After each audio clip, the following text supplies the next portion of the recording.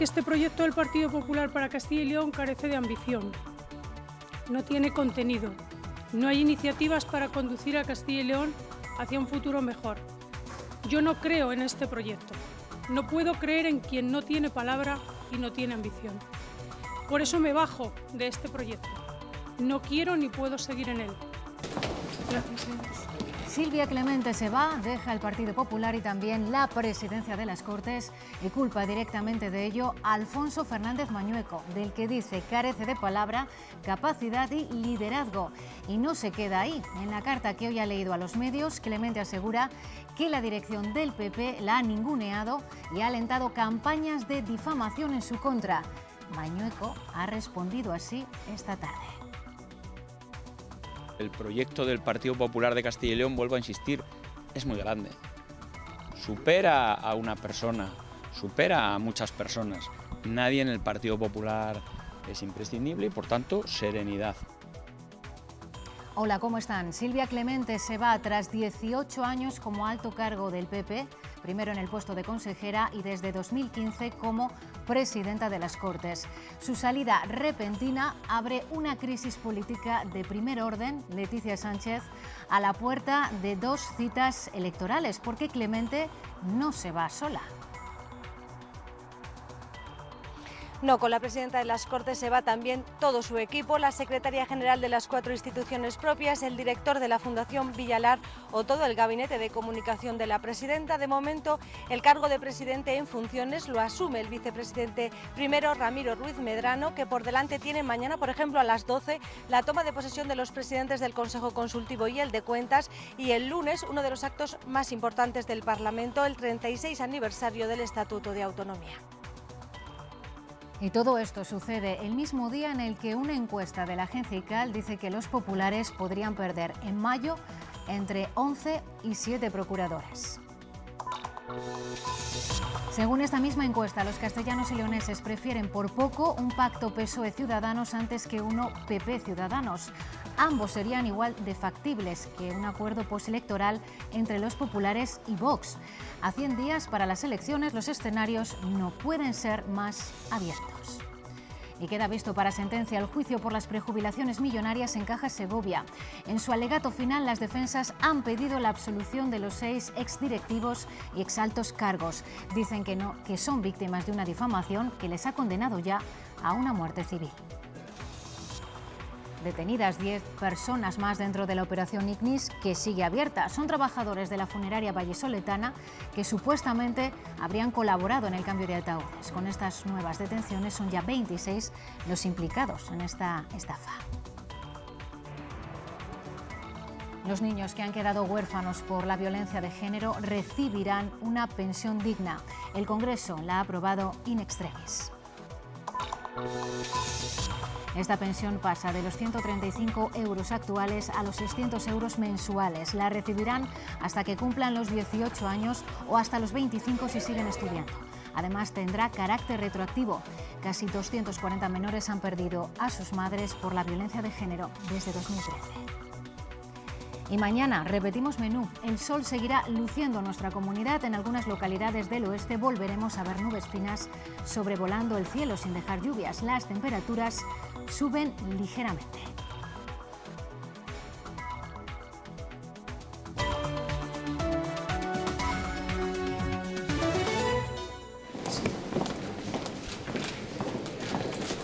Gracias, señor.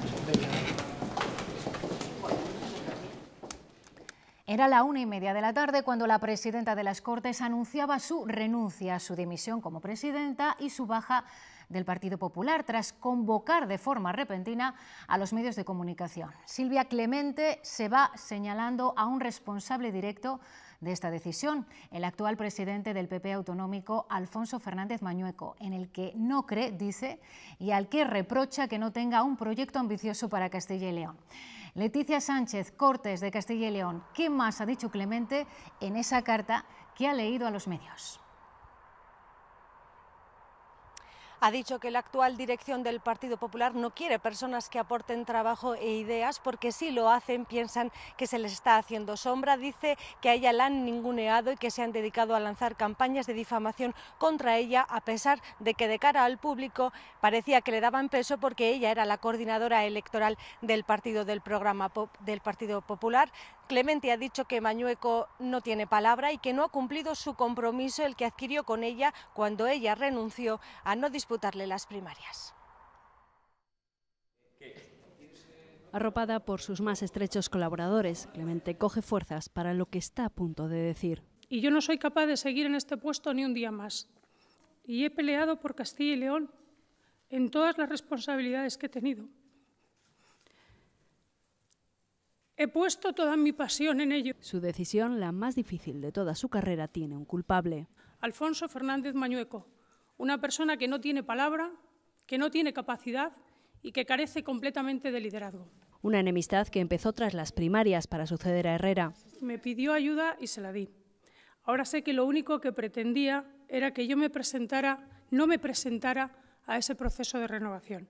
Aunque Clemente era la número 3 del partido y coordinadora del programa electoral. Me apartaron de todas las reuniones que se celebraban desde el primer día y de todas las convocatorias que hacían. Me enteraba por los medios de comunicación.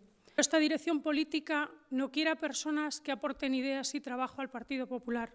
Piensan que cuando trabajas y aportas iniciativas positivas para los castellanos y leoneses, les estás haciendo sombra. Entonces toman la decisión de apartarte y ningunearte. Y esa ha sido la consigna que han dado con respecto a mí. Yo me he dedicado a trabajar y la dirección de mi partido a alentar campañas de difamación contra mí. Y carga así contra el Partido Popular. Este proyecto del Partido Popular para Castilla y León carece de ambición. No tiene contenido. Yo no creo en este proyecto. Por eso me bajo. No quiero ni puedo seguir en él. Y anticipa un posible seísmo en el partido. Estoy convencida de que no seré la única que se ve abocada a irse del Partido Popular en Castilla y León. A 3 meses de las elecciones. Alfonso Fernández Mañueco ha respondido esta tarde desde Salamanca. Dice que es una decisión personal de Silvia Clemente y que el proyecto del Partido Popular de Castilla y León sigue adelante. En su tierra, en Salamanca, y apoyado por los suyos, Alfonso Fernández Mañueco pide serenidad. El proyecto del Partido Popular de Castilla y León, vuelvo a insistir, es muy grande. Supera a una persona, supera a muchas personas. Nadie en el Partido Popular es imprescindible y, por tanto, serenidad. Asegura que el proyecto del Partido Popular sigue adelante y que la decisión de Silvia Clemente es personal. Apostamos por nuestro futuro y nuestro porvenir. Este es el proyecto del Partido Popular, del que se ha querido bajar Silvia Clemente, y yo lo respeto profundamente. Una valoración que comparten en el partido, aunque reconocen su sorpresa y respetan su decisión. El Partido Popular es muy grande, somos muchos los que lo conformamos y estamos todos porque queremos. Cuando quieres estar, estás, cuando te quieres ir, te vas. Agradecer también todo este trabajo que ha realizado y, cómo no, desear la suerte allí donde vaya. Me sorprende porque han estado muy unidos. Y aparte yo creo que lo que ha dicho con respecto a la persona del presidente regional, bajo mi punto de vista, no tiene nada que ver con la realidad. El presidente del PP además ha defendido que el proyecto del Partido Popular es sólido y está asentado en afiliados y candidaturas. Los grupos de la oposición tienen argumentos propios para explicar la renuncia de Silvia Clemente. Hay quien ve un síntoma de las tensiones internas y de la descomposición del Partido Popular, y quien, como Podemos, cree que la ecuanimidad de Clemente con todos los grupos de la Cámara la ha pasado factura. Ha sido ecuánime y no ha utilizado su puesto de presidenta para favorecer al Partido Popular. Quizás esa ecuanimidad y esa equidad también ha sido un elemento determinante a la hora de avivar el enfrentamiento entre el Partido Popular y Silvia Clemente. Un producto de la descomposición del Partido Popular, un partido que está en caída libre por una caída electoral que no es más que una consecuencia de su propia corrupción. Estimo que ha tenido que tener razones muy poderosas para dar este paso al frente. Y el primer interrogante que se abre ahora es quién ocupará el puesto de presidente o presidenta de las Cortes. A esta legislatura le queda todavía un mes y medio antes de que se disuelva la Cámara el 2 de abril. Volvemos a las Cortes en busca de respuesta. Leticia Sánchez, y ahora, qué va a pasar, porque esta situación no se ha dado antes. No, Alejandra, no se ha dado antes, nunca se había producido una renuncia en la presidencia de las Cortes. Solo en abril de 2003 el entonces presidente del Parlamento, Manuel Estella, fue nombrado consejero electo del Consejo Consultivo, pero entonces mantuvo la presidencia en funciones hasta el mes de junio.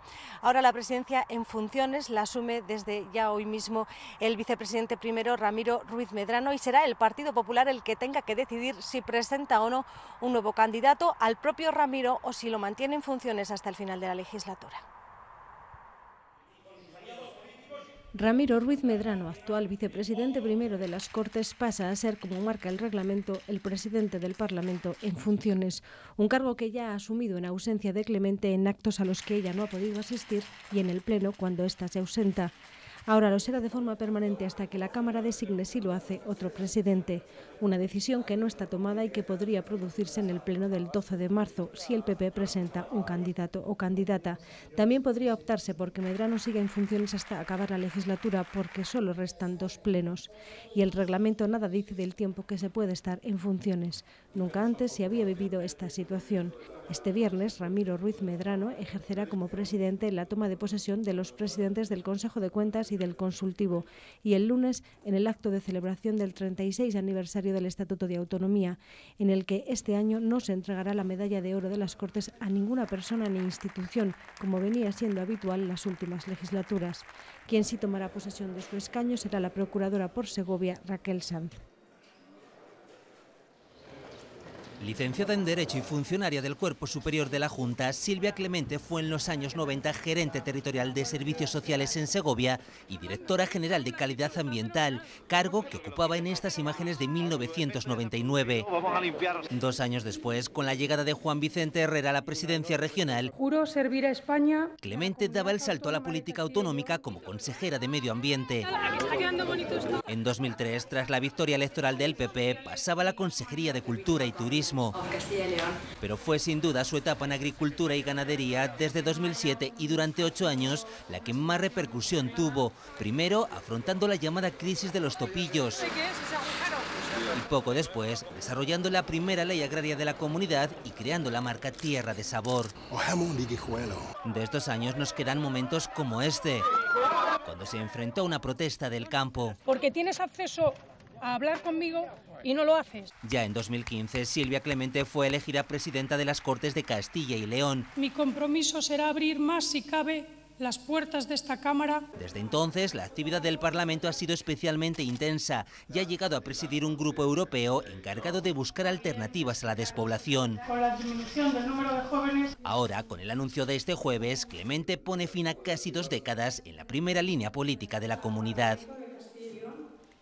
Y todo esto sucede en el mismo día en el que la agencia ICAL publica una nueva entrega de su encuesta elaborada por Sigma 2, esta sobre intención de voto. Según este sondeo, el PP podría perder en las autonómicas entre 7 y 11 escaños. Los populares ganarían las elecciones, pero el escenario de gobierno que dibuja el sondeo es tan abierto que caben pactos con el PP como protagonista o con el PSOE. Así quedaría el reparto de escaños en las Cortes de Castilla y León si hoy acudiésemos a las urnas. El PP pierde peso y escaños, de los 42 actuales a 35 en el mejor de los casos, pero sigue siendo la fuerza más votada. Los socialistas ganan entre 1 y 3 procuradores, y Ciudadanos, que al menos duplica sus escaños, y Vox, que entra con 6 y formaría grupo propio, son los más beneficiados. Podemos, que en 2015 irrumpió con 10 escaños, ni siquiera aseguraría grupo propio y se quedaría en el grupo mixto con 3 procuradores. Izquierda Unida y UPL no aseguran su presencia en el hemiciclo. En unas Cortes con 81 escaños y este reparto todo puede pasar. Ciudadanos se convierte en socio necesario para llegar a la presidencia de la Junta, tanto para PP como para PSOE. Según la encuesta de ICAL, hecha con 2.700 entrevistas entre el 5 y el 12 de febrero, los castellanos y leoneses prefieren una coalición de centro-izquierda, sobre todo en Palencia, Valladolid y Zamora, aunque en Burgos, Segovia o Ávila prefieren la foto entre PP y Ciudadanos. Los castellanos y leoneses rechazan un acuerdo como el de Andalucía y no respaldan tampoco un acuerdo PP-Vox. Sobre los líderes, el más conocido es el candidato del PSOE y el mejor valorado es Alfonso Fernández Mañueco, seguido de Luis Tudanca y Luis Fuentes. Ninguno llega al aprobado, pero la nota más baja es para Pablo Fernández. Los populares se mantendrían como la fuerza más votada en las 9 provincias, aunque la encuesta señala que perderían escaños en 6, Ávila, Burgos, Salamanca, Segovia, Valladolid y Zamora, aunque tampoco tendrían asegurado igualar la representación que obtuvieron en 2015 en León, Palencia y Soria. El PSOE podría aumentar sus asientos en las Cortes gracias a posibles incrementos de procuradores por Burgos, Palencia y Valladolid, aunque mayor sería la subida de Ciudadanos gracias al impulso de la formación naranja en Burgos, León y Valladolid, donde duplicaría sus procuradores, y en Palencia, Segovia, Soria y Zamora, que por primera vez podrían darle plazas en el hemiciclo. Muy distinto es el caso de Podemos, que se quedaría sin procuradores en 6 provincias y solo resistiría en León, Salamanca y Valladolid. Son cambios en el tablero con un nuevo jugador. Vox conseguiría un escaño en Ávila, Burgos, León, Salamanca, Valladolid y en Zamora. Izquierda Unida podría perder su representante en Valladolid, aunque tiene posibilidades de obtener uno por Zamora, mientras que la UPL podría salir de las Cortes al estar en el aire que pueda revalidar a su diputado por León. Pues a la encuesta le han seguido las valoraciones. Populares y socialistas se ven ganadores en las elecciones autonómicas, mientras que Podemos e Izquierda Unida no se creen los resultados porque aseguran que con ellos las encuestas ya han fallado en anteriores ocasiones. Un partido ganador lo que quiere es tener una mayoría necesaria y suficiente para no tener que pactar con nadie. Vamos a dialogar con todos. La realidad de todas las encuestas es que vuelven a señalar, y esta también, que el Partido Socialista está en condiciones de disputar la victoria electoral en Castilla y León. Yo creo que la mejor encuesta es el trabajo diario y por eso llevamos muchos años recorriendo esta comunidad y estando en los barrios, en los pueblos. Hace 4 años estábamos exactamente en la misma situación, las encuestas también nos decían que Izquierda Unida bailaba y finalmente entramos. Yo creo que además va a ser más de uno. Con estos datos, el PP señala que esta precampaña alternará los mensajes de un proyecto renovado con los balances sectoriales de la gestión en los últimos años en el Gobierno de la Junta. Alfonso Fernández Mañueco considera que el Gobierno popular consigue una buena nota en los servicios esenciales que ha gestionado. La gestión del Partido Popular, tanto en la sanidad, como en la educación, como en la dependencia, en los servicios sociales. Esa gestión que estamos llevando a cabo que ha permitido el crecimiento económico, bajando los impuestos y también teniendo menos tasa de paro que la media nacional. Eso es algo muy positivo y quiero poner de manifiesto. Y de cara al futuro tenemos un proyecto sólido, valorado y reconocido. El candidato popular a la presidencia de la Junta se pronunciaba así durante la presentación del candidato del PP al Ayuntamiento de Santa Marta de Tormes, el segundo municipio en población de la provincia de Salamanca.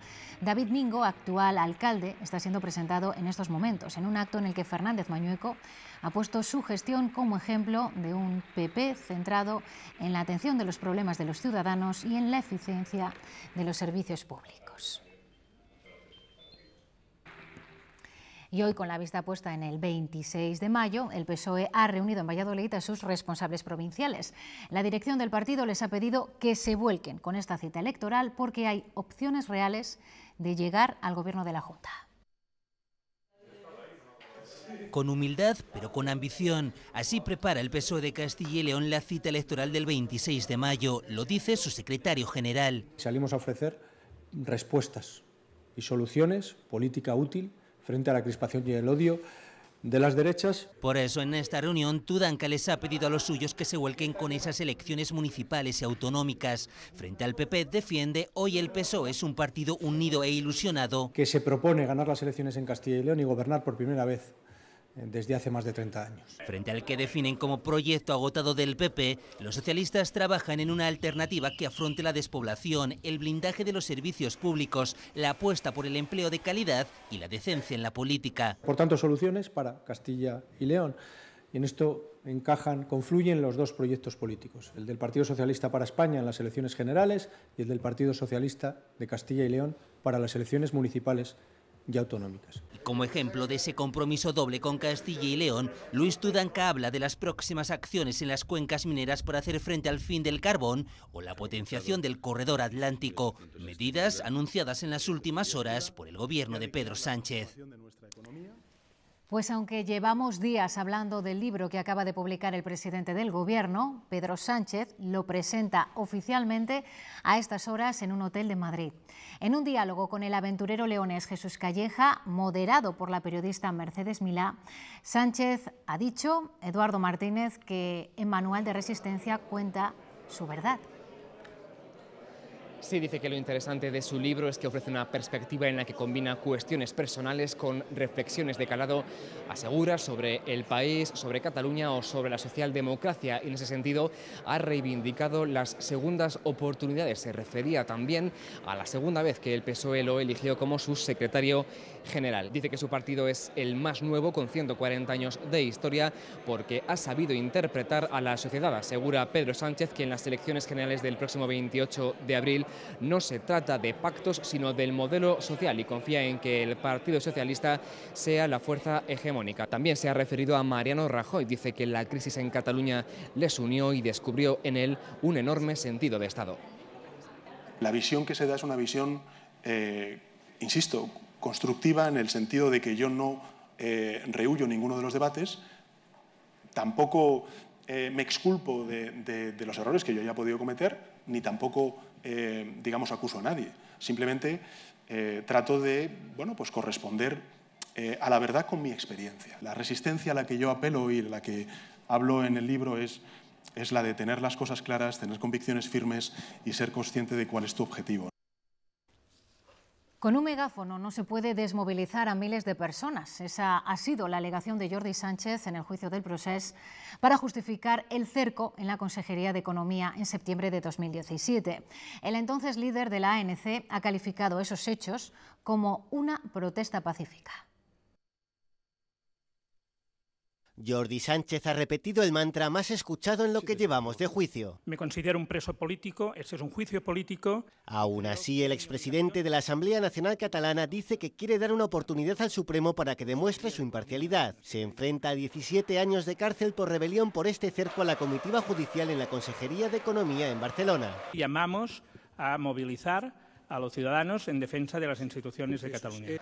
Jordi Sánchez ha alegado que fueron los medios de comunicación quienes se subieron primero a los coches de la Guardia Civil y que es falso que hubiera un intento de asalto a la consejería, sino que hubo una movilización ciudadana. Aunque yo hubiese querido, yo con un megáfono no soy capaz de desmovilizar esa concentración. Antes de Sánchez ha declarado Santi Vila, el exconsejero de la Generalitat de Puigdemont que dimitió antes de la declaración unilateral de independencia. Algunos considerábamos que era la obligación del gobierno ser el gobierno de todos. Vila ha relatado que intentó hasta el último momento que Puigdemont convocara elecciones, de lo que el expresidente estaba convencido, pero el clima de desconfianza y la tensión exterior era tan fuerte que al día siguiente se torció. Vila también ha calificado el referéndum ilegal como una movilización, que dice que se permitió como un mal menor.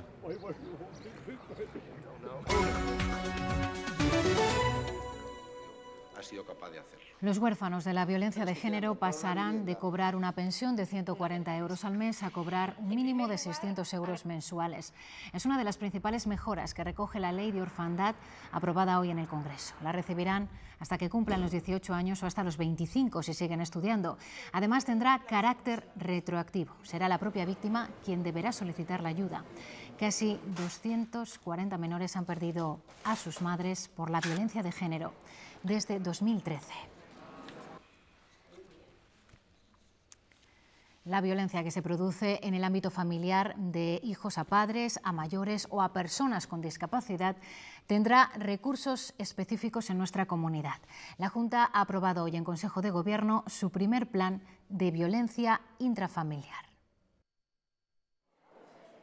146 millones en 5 años y 121 actuaciones para atender también la violencia que se produce en el ámbito familiar. Como es la violencia filioparental, el maltrato a personas mayores y los malos tratos a las personas con discapacidad. García ha destacado que es un problema grave, aunque no se conozca, y que quieren abordarlo desde la formación y como un problema social y no doméstico. Habrá recursos de atención a las familias. Desarrollo de un servicio de atención a familias con problema de violencia intrafamiliar, con especial atención a la orientación y apoyo a los menores, con intervenciones psicológicas a fin de que los progenitores adquieran habilidades y competencias y recursos para afrontar sus problemas, sus crisis o desajustes que surjan en el seno. Además de un teléfono específico, en este Consejo se ha aprobado también una nueva especialidad, la de médico de cuidados paliativos, que no existe en España, y la Junta confirma que la vacuna de la meningitis B será gratuita. Es cierto que en Castilla y León hay un porcentaje muy elevado de niños que están vacunados, pero no es menos cierto que lo están pagando las familias y que eso está suponiendo una desigualdad. Aunque el Ejecutivo insistirá al Ministerio de Sanidad que debiera abordarse en todo el territorio nacional y no por comunidades. La Guardia Civil ha dado por cerrada la operación emprendida en octubre para recuperar a 2 menores que habían sido robados a su madre, que tiene su custodia, por parte de la familia del padre. Los 2 menores fueron recuperados en una vivienda en Aldeaseca de la Armuña, pero la operación ha permanecido abierta hasta que se ha podido detener al padre de los menores como inductor.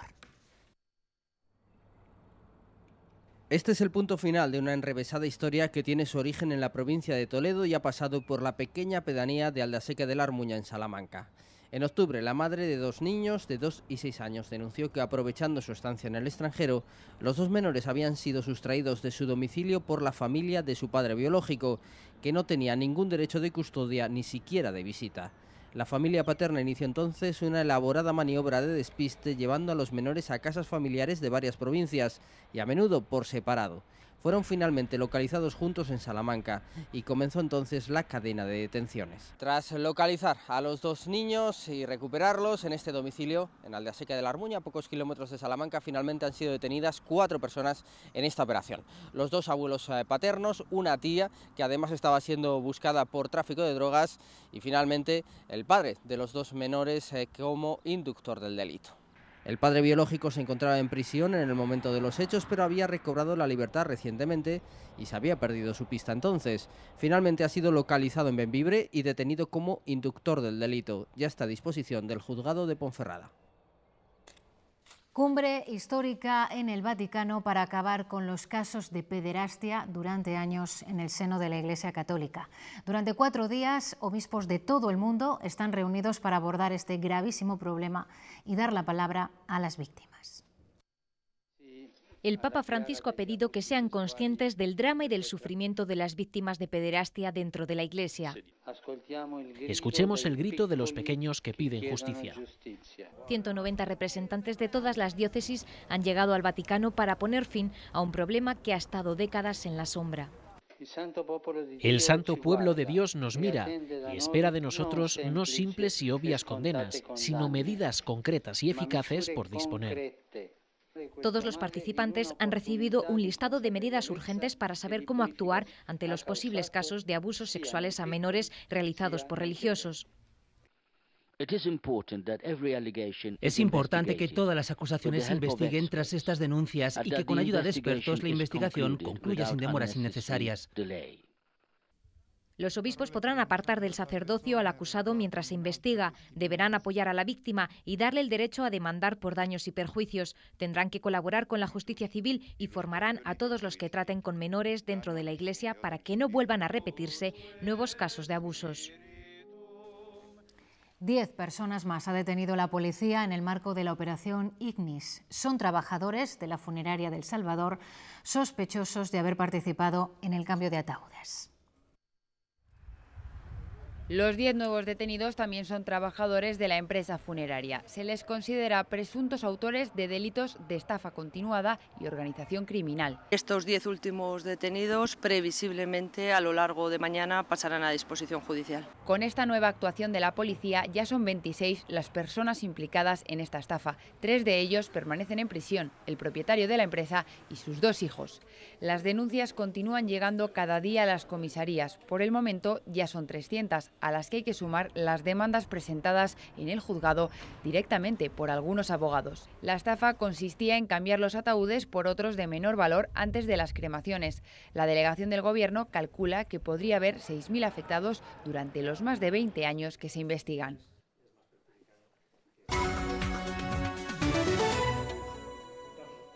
El juicio de las prejubilaciones millonarias de Caja Segovia ha quedado visto para sentencia. Las defensas de los 6 exdirectivos y exaltos cargos de la entidad han pedido la absolución y alegan mala fe en las acusaciones.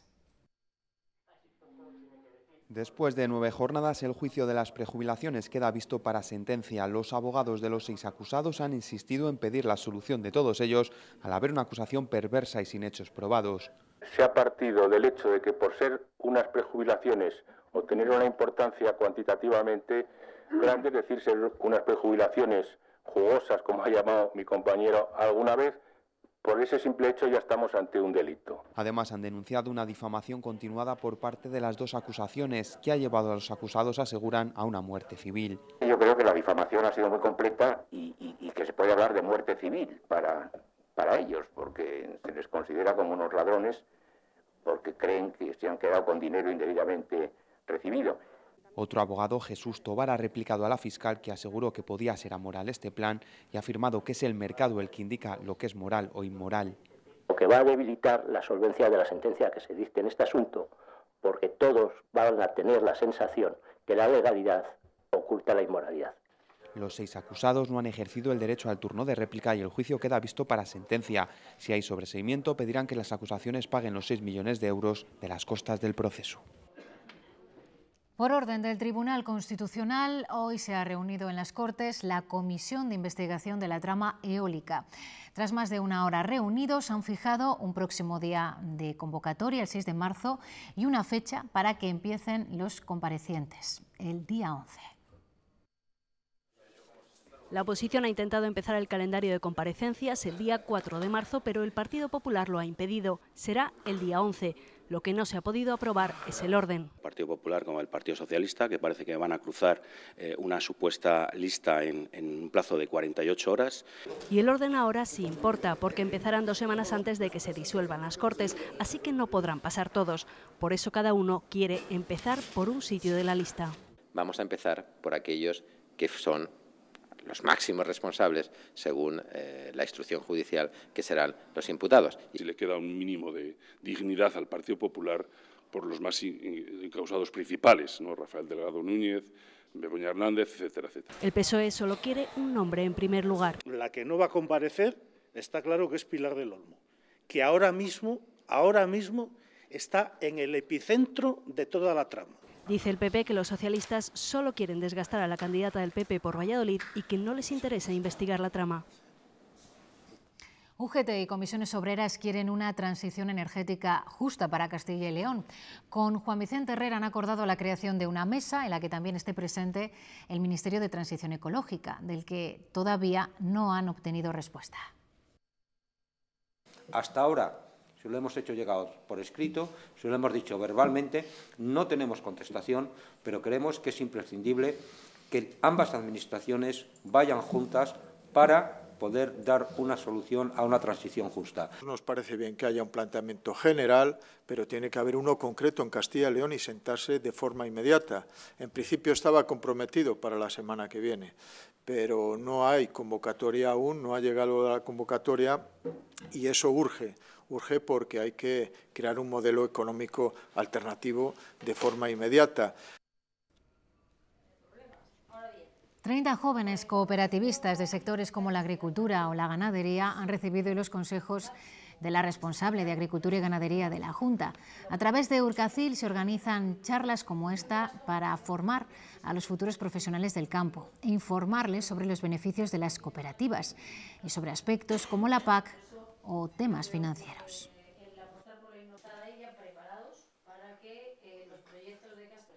Viene muy bien pues para conocer gente. Yo, por ejemplo, he conocido a chicos agricultores de mi zona que no conocía.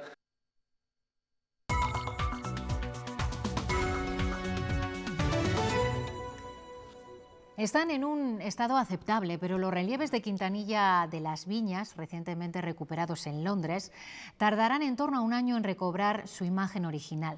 La elevada humedad y la contaminación biológica producidas por el musgo y por las algas hacen que en el taller de restauración del Museo de Burgos se tengan que emplear a fondo.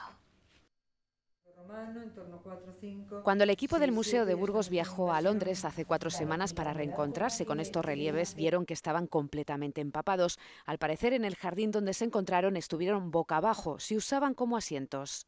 Parte, está impregnado con unas sales que parece unas tierras más oscuras, hasta esa zona como que hubieran estado enterrados, y después tienen todo lo que es la parte del reverso con contaminación biológica. El traslado a España se hizo en las mejores condiciones. Eso ha ayudado a que se estén secando con relativa facilidad, aunque queda la humedad más profunda. Tiene que llegar a cero, como tienen todos los demás relieves que hay de Quintanilla de las Viñas en el museo. Posteriormente se encargará un estudio edafológico que determinará la naturaleza de los restos de tierra. Si es una tierra de jardín, más rica en materia orgánica, si corresponde al sedimento de las tierras de Quintanilla de las Viñas, y poder asegurar que han estado puestos boca abajo. Probablemente a estas piezas, que datan del siglo VI, se las someta a un tratamiento biocida. Que quizá exija después un tratamiento de desalación para eliminar todos los restos del biocida. Sería una desalación mediante papetas de celulosa. Unos relieves que han sufrido algunos golpes y arañazos en los últimos años. Otras marcas, en cambio, llevan mucho tiempo.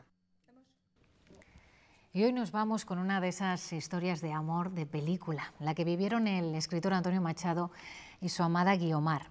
De ella podemos conocer mucho más en el Teatro Zorrilla de Valladolid, donde hoy se ha inaugurado una muestra en torno a la figura de Pilar de Valderrama. Fue la mujer que durante 8 años mantuvo un amor secreto con el gran poeta. Así, hoy nos vamos a despedir. Ahora llegan los deportes con Fernando Escudero. Nos vemos mañana a las 8:30. Feliz noche. En los jardines de Moncloa se encontraban una vez por semana Machado y Guiomar, un apodo que le puso el escritor para poder hablar de ella sin que fuera identificada. Pero ¿quién era Pilar de Valderrama? Era una mujer culta, adelantada a su tiempo, muy bien formada. La confesión de infidelidad por parte de su marido provocó que se fuera a pasar unos días de descanso y desconexión a Segovia. Allí conoció a Machado, momento en el que surgió su historia de amor clandestino. Que solo le puede ofrecer una amistad profunda y de verdad. Y él le contesta: con tal de verte lo que sea. Se escribieron alrededor de 500 cartas y cuando ya no podían encontrarse por las revueltas y por las sospechas del marido de Guiomar, crearon el Tercer Mundo. Es que a las 12 de la noche se reúnen con el pensamiento y se transmiten muchas cosas y luego escriben. Pilar de Valderrama era escritora y mantenía amistad con los grandes de la generación del 27. Jorge Guillén se convirtió en su confidente. Le agradezco mucho su rápida contestación a mi carta y también su consejo que seguiré. Me pregunta usted si he tomado precauciones para el futuro. Porque ella quería mantenerse en el anonimato, pero necesitaba contar al mundo el intenso afecto que sintió por Machado. De ahí su libro póstumo, Sí, soy Guiomar. Fue entonces cuando los escritores se convirtieron en los protagonistas de su propio relato. En un jardín te he soñado. Alto, Guiomar, sobre el río. Jardín de un tiempo cerrado, con verjas de hierro frío. Un ave insólita canta en el almés.